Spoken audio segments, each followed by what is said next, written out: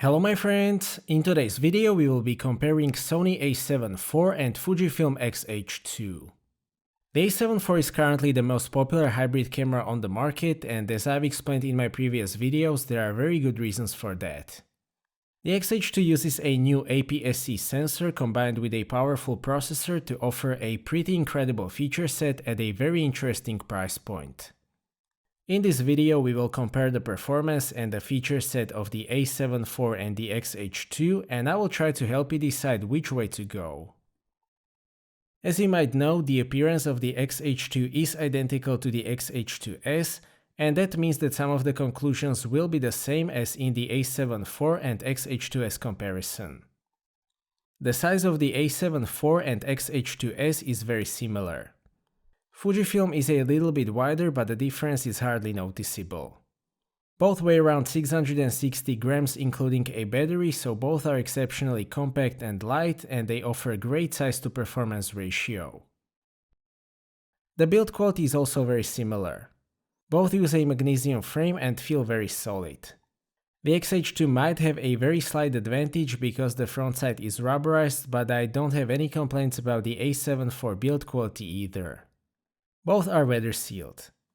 I have tested the weather sealing on the A7IV more than I would like, and I can confirm that it is very solid.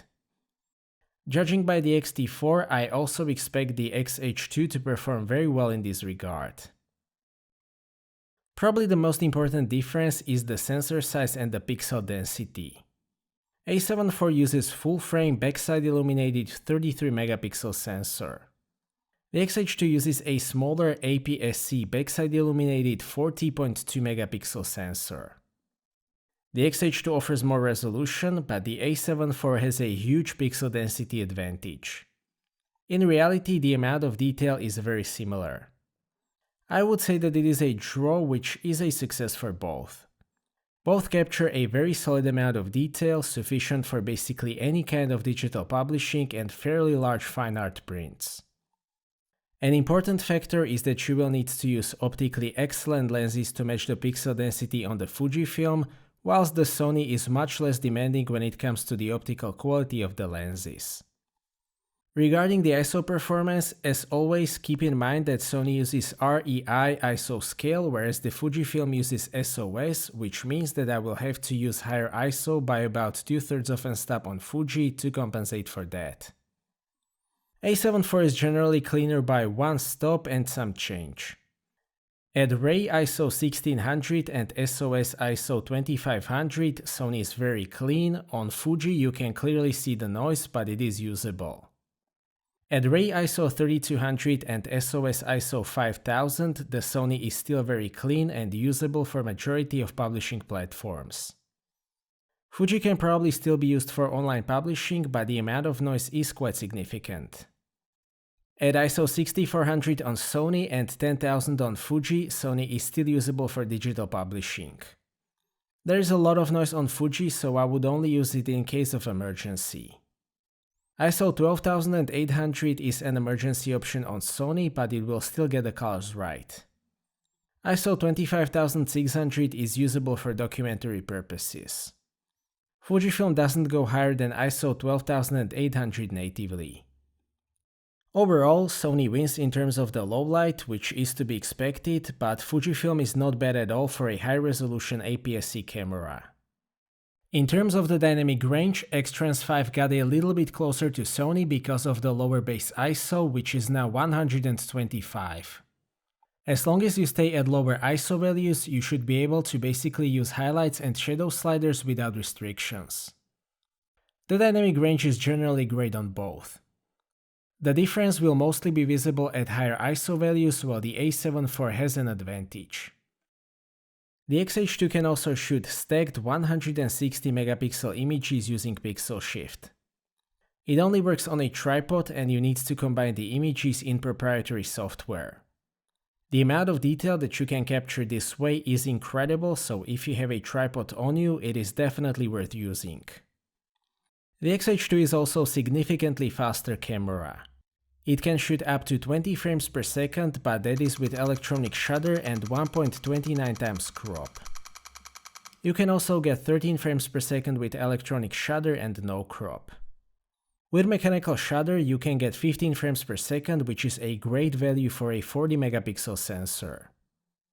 The A7IV is definitely not hopeless when it comes to fast shooting though. 10 frames per second isn't great by 2022 standards, but it is sufficient for a lot of use cases. 12-bit compressed RAWs are generally fine. Importantly, you can get basically infinite buffers with both cameras. Both cameras can perform like proper flagships with CFexpress cards, meaning that you can view the images and change all of the settings immediately after you have shot hundreds of RAWs. The secondary slot in both cameras is SD, so you can't have backup writing at full speed with either. Fujifilm has an advantage here because it uses Type B CFexpress cards, which are faster and also much cheaper than Type A, especially the spare gear card, which is actually cheaper than some high-speed SD cards but works great. The stills autofocus conclusion is very similar to the A7IV and XH2's comparison. First of all, both work great in all of my standard tests, including low light, backlit subjects, and focusing from minimal distance to infinity. There is no hunting and both are 100% accurate. Regarding the tracking, the XH2 is actually very good. I was able to consistently get runs where the focus was acceptable in all images and perfect in most images. It starts to struggle a little bit at f2.8 where I was getting a lot of half-focused images, but that is quite an extreme test to be honest. As you probably know by now, the A7IV doesn't really care. It gets a perfect score regardless of the situation. I have done multiple runs at different apertures and I was constantly getting all images in focus even at f2.8. Keep in mind that the A7IV only needs to manage 6 or 10 frames per second, whereas the XH2 up to 20 frames per second. A number of smart features intended to identify and track objects are available on both. On Sony it works great, as I've already shown you in previous videos. On Fujifilm I have only tested it with people and so far that works great as well. The video autofocus on Fujifilm is definitely improving. If you use it in reasonable situations, it will work great probably 97% of the time. In less reasonable situations, such as frequent focusing from close distance to infinity, it will still be accurate and pretty fast.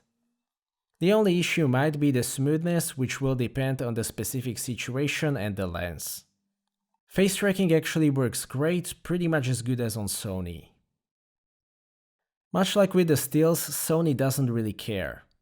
I've been using the A7IV for a year now and I haven't encountered a single situation where the autofocus didn't work perfectly. Even that card scene is not an issue at all for Sony. There isn't much more to say about that. Another advantage of Sony are focus areas. You can choose a single point, zone, white area and so on. It also has a normal touch tracking which works great as well. With Fuji you can only use the whole frame focusing or single point.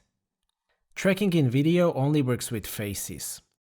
Overall, I am still happy with the autofocus on Fujifilm. It is more than good enough for my personal use, but it still can't match the Sony. The main video highlight of the XH2 is 8K, whereas the Sony maxes out at 4K. In terms of the detail, the 4K video is very similar. The A7IV downsamples 7K video to 4K. XH2 can also fully downsample 8K video in 4K HQ mode. These are the two best cameras in terms of the detail in 4K video that I've ever tested. Video from both just looks fantastic. If you go beyond 4K, Fuji obviously has an advantage because the A7IV has to upscale the video. 8K from the XH2 is also very convenient if you want to crop in. I don't have an 8K monitor, but I still appreciate the 8K capability of the XH2. A7IV can shoot 4K 60p but with an additional 1.5 times crop. The XH2 can do it with an additional 1.15 times crop, which is much less severe. Having said that, Sony still uses larger sensor area when shooting 4K 60p. The X-H2 also offers more advanced video codecs. Sony tops out at 500 megabits per second in 4K 60p 10-bit 422 and 250 megabits per second in 4K 24 or 25p. The list of codec and frame rate combinations of the X-H2 is pages long, including 8K 30p in ProRes HQ at 3520 megabits per second. Having said that, Sony's codec is very efficient and it will be more than sufficient for the vast majority of users. If you are shooting log, those high bit rates on Fujifilm may provide additional information for expanding flat gamma curve. I've got very good results when shooting log on both, but I haven't done in-depth tests of log. Both capture a ton of dynamic range. Fujifilm may capture even more dynamic range than the Sony, but the noise level at the log base ISO on Sony is lower. The codecs on both cameras are more than sufficient for hybrid users. If you need a camera for very serious filmmaking, higher bitrates and internal ProRes on Fujifilm may be an advantage, although the full-frame look of the A7IV is also desirable.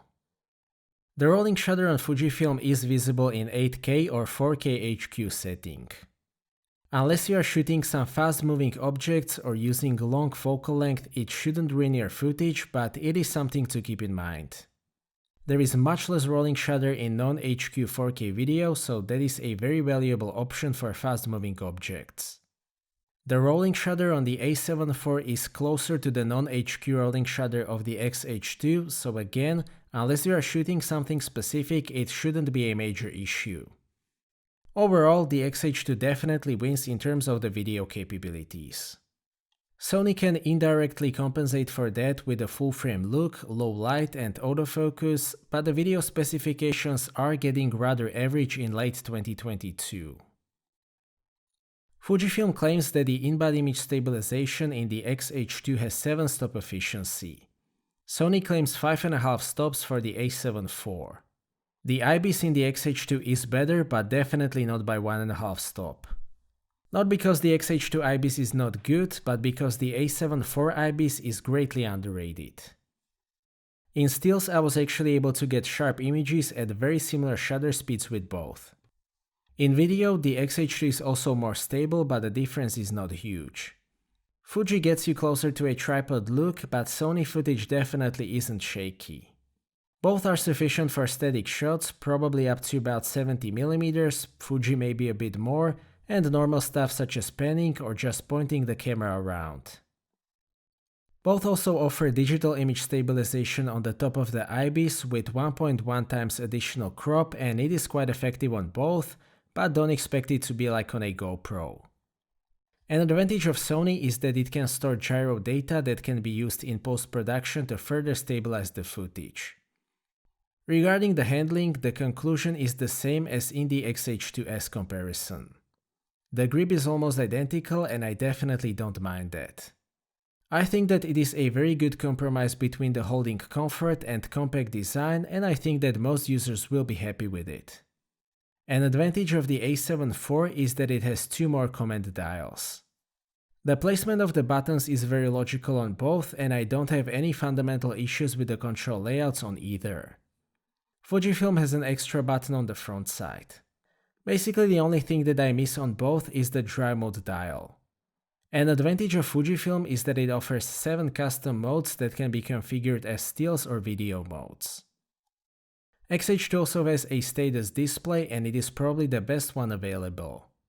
I actually started looking at it a little bit more recently, but the usefulness of a top plate LCD on modern mirrorless camera is up for a debate. The user interface is in my opinion better with Sony.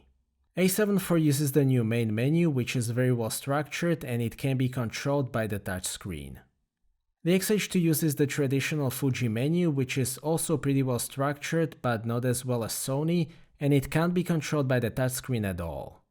Function or Q menu is great on both, it offers unlimited customization and touch controls on both cameras, so no complaints there.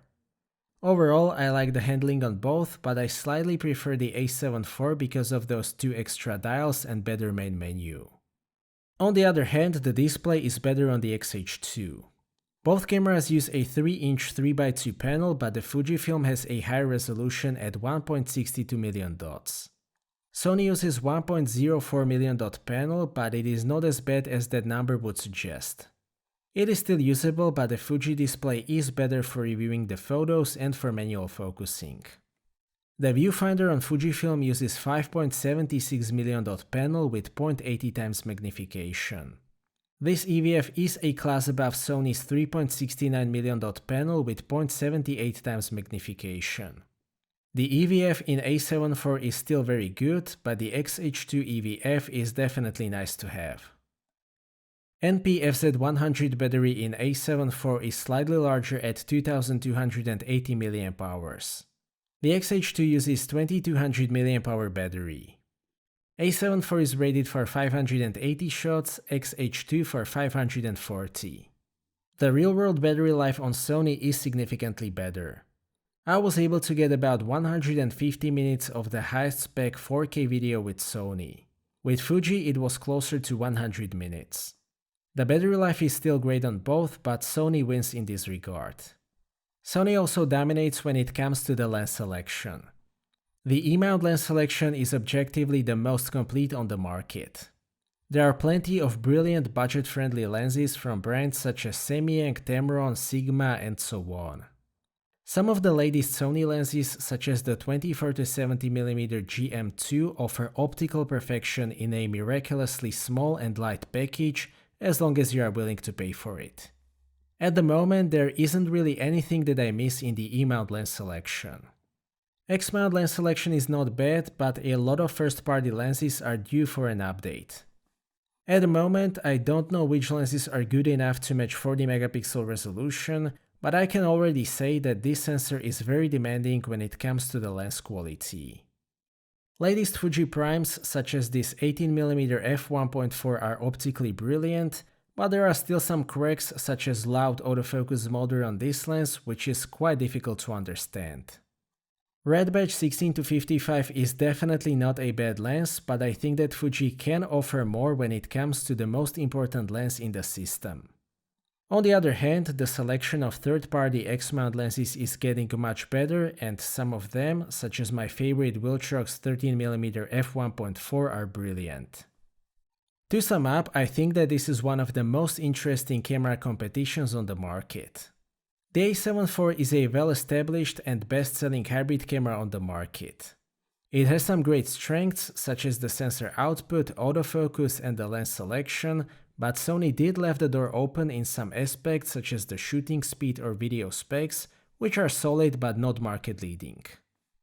The XH2 takes advantage of that by providing a fantastic feature set including 8K video, 160 megapixel mode, up to 20 frames per second continuous shooting, and so on. It also retains a lot of Fuji factor despite being on a pragmatic side of the lineup. Much like in the A7 IV and XH2S comparison, I am once again very happy to say that the XH2 is a relevant alternative. The A7 IV is probably still a safer choice. That combination of a sensor output, bulletproof autofocus, and fantastic lens selection is just very hard to beat. Having said that, I think that the XH2 is actually a more interesting camera thanks to Fujifilm's no restriction approach when it comes to the feature set. I definitely don't mind owning both, and I hope that this video will help you make the right decision. So that's it for this video, thank you for watching, I hope that you liked this video and that you have found it to be useful. Stay tuned for more videos and maybe consider subscribing if you don't want to miss my future content. I appreciate your feedback in form of thumbs up or thumbs down. If you would like to ask anything or share your opinion, please do so in the comment section, and see you next time.